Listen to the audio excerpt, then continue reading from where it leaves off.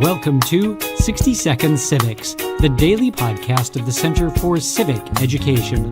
I'm Mark Gage.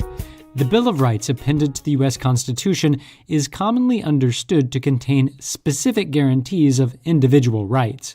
In fact, the situation is more complicated because the Bill of Rights involves both positive and negative rights. Positive rights require government to act in specified ways.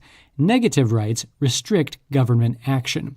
For example, the Second Amendment says, "A well-regulated militia being necessary to the security of a free state, the right of the people to keep and bear arms shall not be infringed." The amendment requires the government to refrain from infringing upon the right of the people to keep and bear arms, and as such is a negative right. Some people argue that this amendment refers to the institutional rights of states to maintain militia units. Others contend that it refers to the individual right to keep and bear arms that is permitted by law in most states.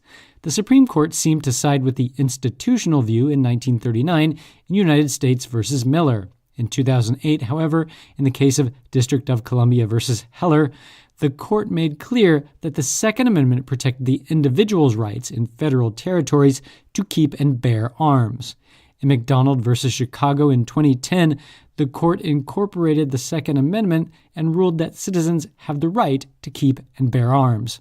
That's all for today's podcast, 60 Second Civics, where civic engagement only takes a minute.